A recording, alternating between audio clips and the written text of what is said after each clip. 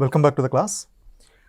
We are now moving into the fifth week, and in the last week, we started our discussion about ontological approach, how ontological approach was one of the very early and one of the important approaches used by scholars to make sense of Indian society. And we had a discussion about some 3-4 very important people belonging to that particular school, especially G.S. Ghurye and Airavati Karve. And then we also discussed two other people, D.N. Majumdar and Ramakrishna Mukherjee, because these are the important people, the pioneers who laid the foundation of sociology in its early times. And now in the fifth chapter, we are moving into another very important perspective, that is Marxian perspective. And if you look into the influence of Marxian perspective in India or in Indian academia, we can see that Marxian perspective was much more powerful or much more dominant in history rather than in sociology or in anthropology. And there are many reasons for that, and we will discuss those reasons. And also we will discuss a couple of people who kind of used a Marxian perspective to make sense of Indian society, including say D.P. Mukherjee and A.R. Desai. But before that, it is important to know what exactly is this Marxian perspective. And Marxian perspective has been used widely across the globe to study about the transformations of different societies, the social structure, the transformations. And so Marxian perspective offers a very, very powerful framework to understand or to make sense of the society in which one lives. So it's important that you gather or you develop an adequate picture or adequate understanding about what is this Marxian perspective, and what was Marxian idea about social change, what was Marxian idea about the very structure of society, how did he visualize society, what was the philosophical and ideological foundation of Karl Marx in his imagination about society, and why that it was so important, so popular, why that it was capable of inspiring so many people across generations, across the regions for several generations, because Marx had a huge following among the academics, among the scholars, cutting across the regional or linguistic or religious divide, and Marxism as a framework was important, and it's still important. So it's important that we try to understand what is this Marxian perspective. So that's what we are going to discuss in this class as well as in the coming class. In this class, we are trying to look at his larger philosophical understanding of Marx about society, and in the coming class, we are looking into his theory of social change. And these frameworks will help you to understand the specific trajectory that this particular framework took in the context of India. Okay, why that it was used rather more in the discipline of say history rather than say in sociology or in economics. So so I have titled it as Marxian perspective, historical materialism. So we need to begin with what are the kind of philosophical ideas of Karl Marx behind his prescriptions. So Marx had both an empirical theory of history and a speculative philosophy of history. The former, which had come to be known as historical materialism, is a set of macro-sociological generalizations about the cause of stability and change in societies. The latter, largely of Hegelian inspiration, offers a scheme of interpreting all historical events in terms of their contribution to realize the end of history, in both sense of that term. So it's a very, very, very fundamental argument that Marxian theory or Marxian thought has two dimensions. One is it's a empirical theory of history, okay, which is based on very specific empirical analysis of what exactly happened in the past. Okay, so unlike many other scholars of his time, many other philosophers of his time who kind of provided an armchair explanation about the past as well as about the future, what Marx did was a very, very rigorous systematic analysis of the past. Okay, by looking into the exact incidents that happened, exact epochs that passed by, and exact processes that happened in the history. And so he took a very rigorous historical analysis to understand the society, but without being happy with that, he goes one step further and to provide a kind of a speculative philosophy of history. Okay, so that is heavily influenced by people like Hegel, or even that was the most important feature of that particular time. Every philosopher would actually predict what would be the course of human action. So Marx also took part in that whole exercise. He also has a kind of a prescriptive, a kind of a speculative philosophy of history. He predicted that what would be the nature of human race, what would be the nature of human civilization, and what would be a contribute to kind of realizing the end of history in both sense of the term. So end of history, he says that end of history in the sense that human beings capable of creating their own history will be materialized when they reach the ultimate state of communism, and this whole larger process of human civilization. Other civilizations also will have to follow this similar kind of argument. So the latter, largely Hegelian inspiration, offers a scheme for interpreting all historical events in terms of their contribution to the realizing the end of history. So based on materialist conception of the world, human history as the history of human labor and class struggles. So this is a very important argument where he has a series of debates with Hegel, and especially with Hegelian idealism. Okay, I am not going into that, but we have had a very elaborate discussion on that in another course. So Hegelian idealism kind of argued, or it is based on the assumption that it is the human ideas that really propel a society from one stage to the another. Okay, so he gives primacy to human ideas, and it goes into the and then believes that these human ideas are capable of bringing in actual changes. It is not the matter.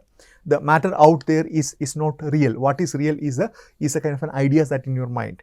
So Hegel would argue that the European societies were able to progress much, or they were able to develop much, mainly because their ideas were much better. They had advanced much in terms of their ideas. So that's a part of a much larger complicated argument, but I'm just making it look very simple and then broad.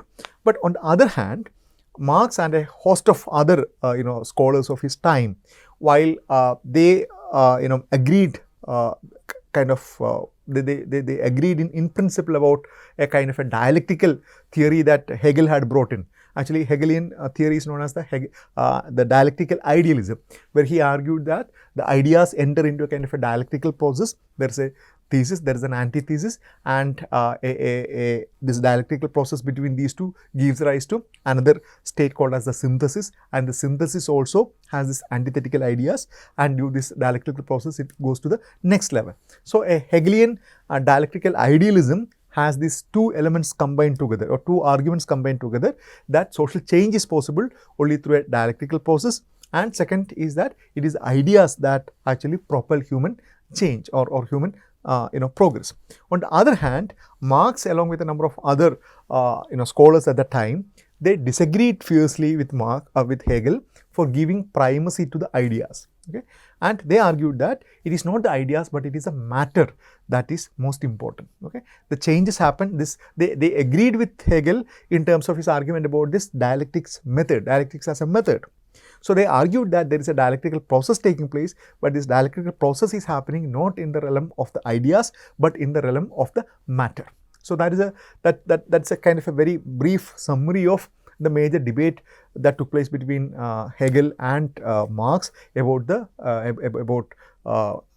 dialectical idealism and dialectical materialism. So based on materialist conception of the world, human history as the history of human labor and class struggle. So Marx would argue that the history of human society is nothing but the history of human labor and the class struggle. Okay, and these are the real things. It is the human labor that distinguishes human being from other animals, and the history of human existence is the history of labor, human labor, and the kind of a class struggles that emanate from that. He explained through the framework of dialectics inspired by Hegel. That's what we just discussed, and explained the past, predicted the future. So he used this dialectical historicism or dialectical materialism.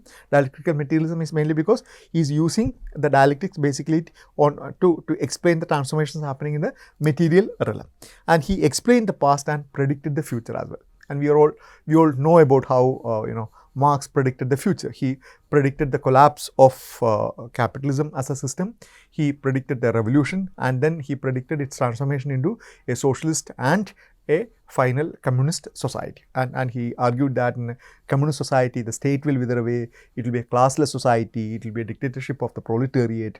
So, all those grand predictions, but we know none of it had come true.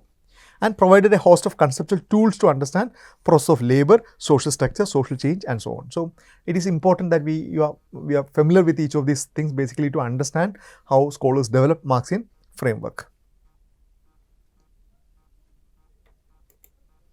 Material factors, especially the production and reproduction of existence through labor, are the driving power in people's lives. Okay, similar point that we discussed. It is not the ideas. Okay, it is not the ideas that are driving social change, but it is a kind of a consequence of production and reproduction of existence through labor is the driving power in people's life. The problems facing any society are inseparable from the organization of the labor process. So, labor process is the fundamental, feature of any society. How people enter into the realm of into the realm of production, and how are people related with each other, what are the rules regulating them, okay, what are the different structures that they represent. So, these are some of the very fundamental areas of concern in the Marxian scheme of things. Marx states life is not determined by consciousness, but consciousness by life. It's a very important argument. To understand any society, it is necessary to grasp the labor process, the ways in which people transform nature through work. Labor fundamentally shapes people's identities, their sense of who they are. So, the Marxian theory is unlike any other philosophical stance, puts forward the centrality of the labor and its consequences of labor into consequences of labor in developing other aspects of human life. Human history, the process of people producing their material lives. Labor produces a definite mode of life, and human nature is dependent on the material conditions of production. The labor process is socially organized in distinct ways in different societies. So, this again, the central argument that human history is the process of people producing their material life. You need to look at human history, okay, not say through the perspective of a particular king or an emperor, or through the the lineage of kings. Okay, that could be important, but more important was the kind of a material base. How was labor organized? What kind of production happened? What were the kind of mechanisms of distribution? Okay, what were the kind of a social organization that supported the kind of a productive system or a production system in that particular society? So, labor produces definite mode of life. Okay, the kind of life that you lead in a particular epoch is a direct product of the kind of a of the labor. And human nature is dependent on the material conditions of production. So, this is again and again it's repeated because basically to drive home the argument about the centrality of production in Marxian scheme of things. Every type of productive system presupposes a set of social relations as well as a particular approach to mastering nature. The reproduction of a people through labor is not accomplished by isolated individuals, but by members of a society. So, he argues that every productive systems, for example, he in his very famous categorization, he talks about the tribal society or primitive communism, then he talks about slavery, then he talks about feudalism, then he talks about capitalism, and then he believed that this capitalism also will be replaced by a state of communism. Okay, so each of these things, he says, it presupposes a set of social relations as well as particular approach to nature approach to mastering the nature. And each of these distinct forms are not merely about producing your economic goods, but also it has much larger implications about how you organize yourself, how do you master the nature, and how do you take the whole society into your own control. The reproduction of a people through labor is not accomplished by isolated individuals. So he does not believe that it is the the creative mind of an individual that brings in these transformations, but it's a much more larger structural transformation. As the arrangement of labor becomes more complex, a division of labor emerges. The division of labor distributes the conditions of labor, the tools and materials into different unequal groups. And this again mentioned by different scholars including Durkheim and others, who argue that when human society becomes more complex, when you have more people, when you move from a kind of a hunting gathering and into more settled forms of human life, the division of labor will increase, and division of labor will also produce different kind of a strata of society or different classes of society. It promotes a more efficient economic system that allows a surplus to be created beyond that is needed for subsistence. When a surplus develops, one group can live off the labor of another, akin to the master's domination over the slave. So he's arguing that when you have division of labor, and when especially once you invent something called as agriculture or cultivation, then what happened? You will be assured of your food security till the for a particular year. You are able to cultivate, a group of people will be able to cultivate, and that cultivation will be able to give you food security for a whole year, and you are kind of basically freed from the everyday exigency of going to hunt and then gather for your daily subsistence. That, he says, will produce a set of people. The surplus due to agriculture and cultivation will produce a people who will be able to live off the labor of other people, and then will be able to do other things. And he argues, this is the way in which Marx argues as the class emerges. So classes arise when surplus of goods produced by the division of labor can be controlled by a minority of people. Any community in which an elite possesses the surplus is an unequal society. Further, the ways in which a ruling group extracts the surplus from another class provides insight into the type of inequality and exploitation generated in that society. So every society, especially other than the most primitive hunting-gathering society, Marx argues, is subsisting on this whole mechanism of controlling this, the surplus. Okay, and who gets to control the surplus and who gets to enjoy the surplus will actually provide you a very interesting framework to understand the social organization of a society. It's a very interesting argument. In a slave society, the slave master, he subsists on the surplus created by the slaves. Okay, and that really tells you about the kind of a relationship between the slaves and the masters in a very, very specific context.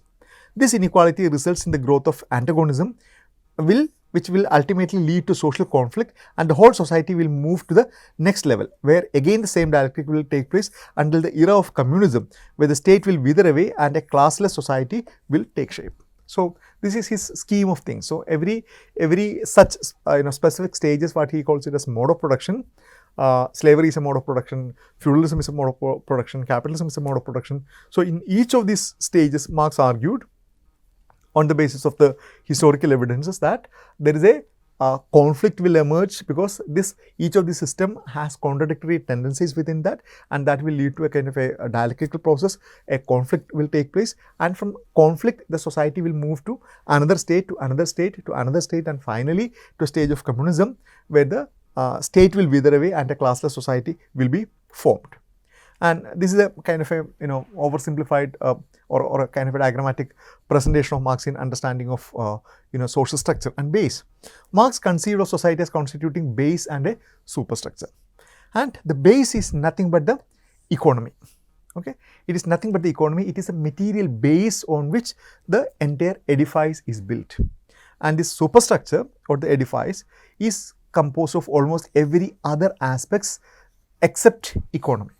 Okay, it's a very of course quite controversial, but also very insightful argument that every society is built on the material basis. Okay, the way you produce, the way you consume, the way you distribute defines and determines your life. So it is every society is built on its economic base, and that he calls it as a realm of production, or he also calls it as a mode of production. So on this base is the superstructure built, and the superstructure, it composes of your politics, your nature of your governance, your law, your literature, your ethics, your ideology, social norms, and so on. So he would say that a society characterized by, say, slavery, and in slave society your politics will be of a different kind, your law will be of a different kind, your literature will be of a different kind, your ethics will be of a different kind, your ideology will be of a different kind. And if you replace the slave with that of capitalism, then all other things will change.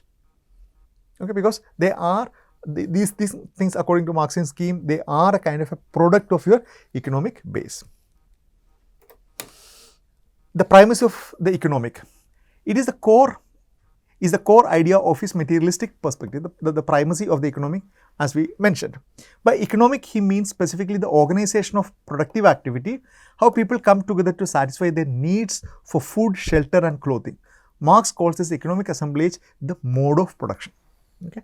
So, how do people come together and then meet their basic needs? How do they procure food? How do they procure shelter? How do they procure cloth?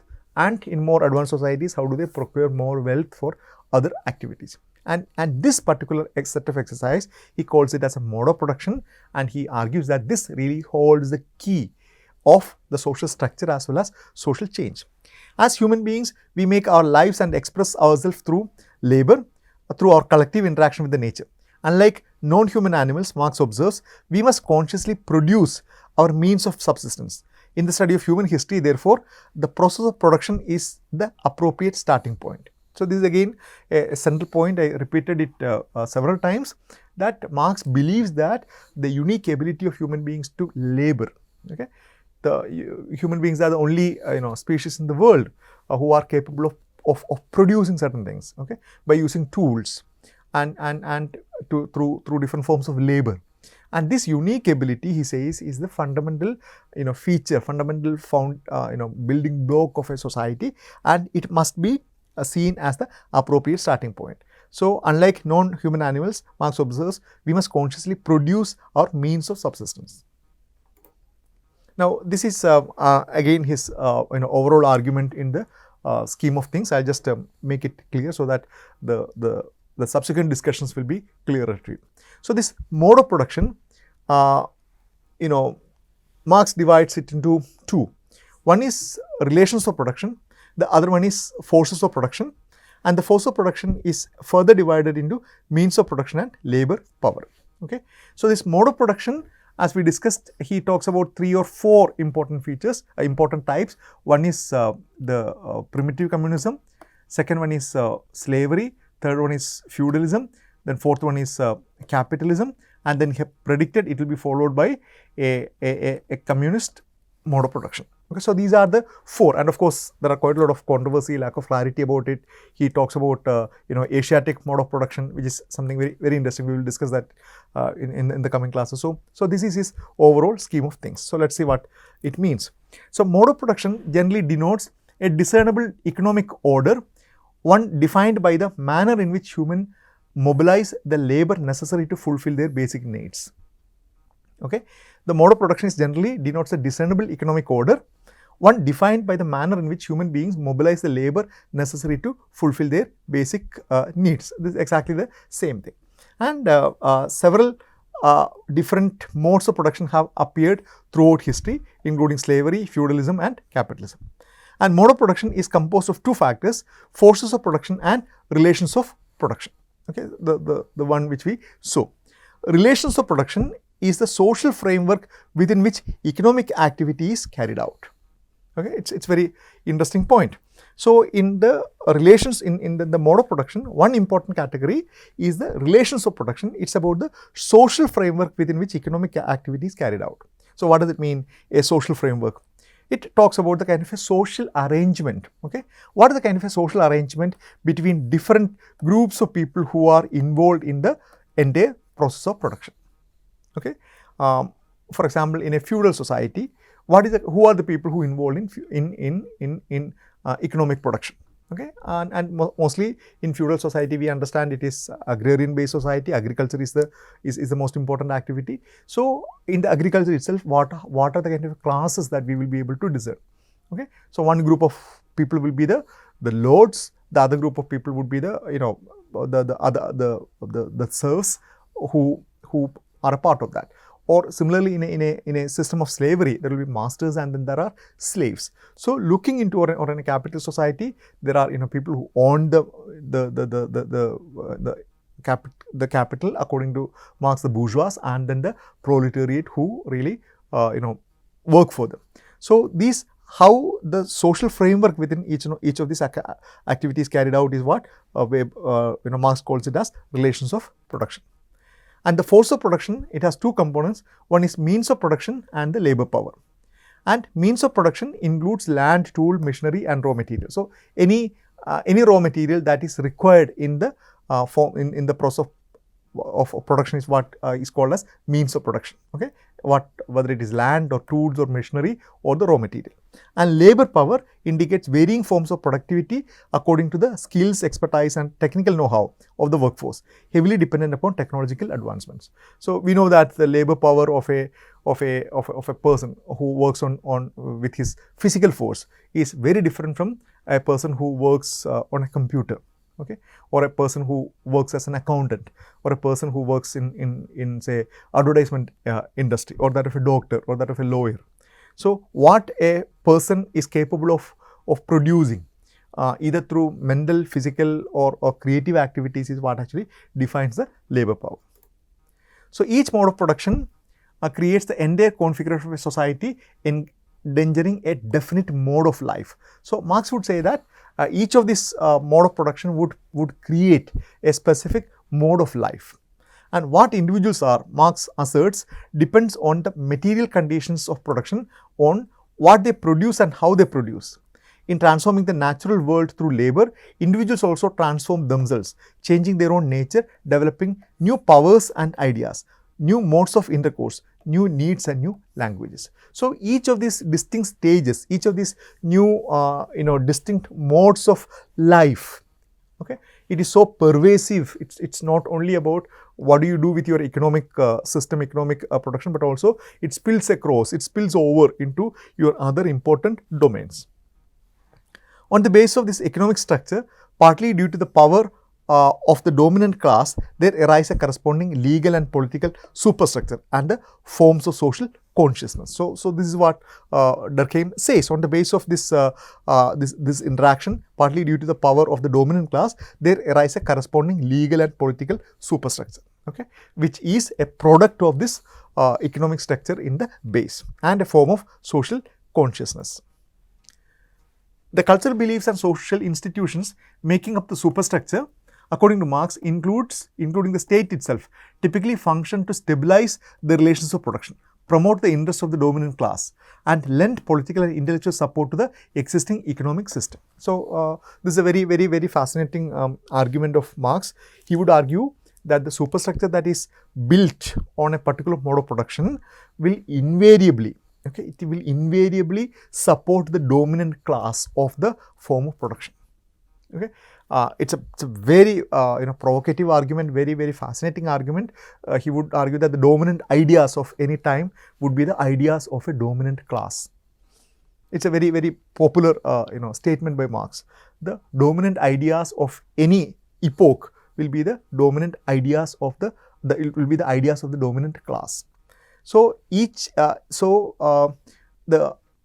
state itself will typically function to stabilize the relations of production, promote the interest of the dominant class, and lend political and intellectual support to the existing economic system. So this existing system will be kind of producing its own protection, its own legitimacy, its own legitimation through the work of law and governance and political system. It's from this German ideology, his work. The ideas of the ruling class are in every epoch the ruling ideas. That is, the class which is the ruling material force of society is at the same time its ruling intellectual force. The class which has the means of material production at its disposal has the control at the same time over the means of mental production. So that thereby, generally speaking, the ideas of those who lack the means of mental production are subjected to it. The ruling ideas are nothing more than the ideal expressions of the dominant material relationships. The dominant material relationships grasped as ideas. So it's a very, very incisive argument that how the ruling ideas are actually meant to to protect the ruling class, and the dominant group will find ways to give legitimacy to their ideas through the systems and through the institutions of politics and then other state. So that is why Marx kind of concludes or the very important argument that it is not consciousness that determines life, but the life that determines consciousness. So this is the he goes back to his materialist conception again.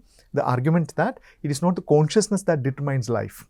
Okay, it's not the ideas that determine life, but it is the life that determines consciousness. That every epoch, every specific mode of production will produce a specific form of ideas, and these ideas are a reflection of your social, the economic and the social reality, and not the other way around. Okay, it's not that you have certain ideas and by implementing these ideas you create a new society. It never works that way, according to Marx. Marx argues the transformation within society in the material sphere, it happens because of the dialectical processes in the realm of production, and as a result it produces concomitant ideas which in turn work to justify this particular economic order. Okay, so this is his overall theory of historical materialism, and he proposes it as a universal theory. Okay, so when you look at how a Marxian framework was used to study Indian society, also we need to keep this in mind, that how Marx understood the Indian society. Okay, and Marx understood every human society on the basis of the superstructure and that base, but he of course has taken into account the kind of regional differences, and that is why he talks about Indian society, or rather larger Asian society, as something very distinct. He speaks about an Asiatic mode of production as something that is different from that of the other universally found other forms of production. So that is another point of discussion. Okay, so we will stop here, and in the coming class we will discuss Marxian notion of social change. And that is also something important to understand, how Marx was made use of by the scholars in India to make sense of social change that was happening in India, especially from the colonial to the post-colonial times. Okay, that we will discuss in the coming class. Thank you.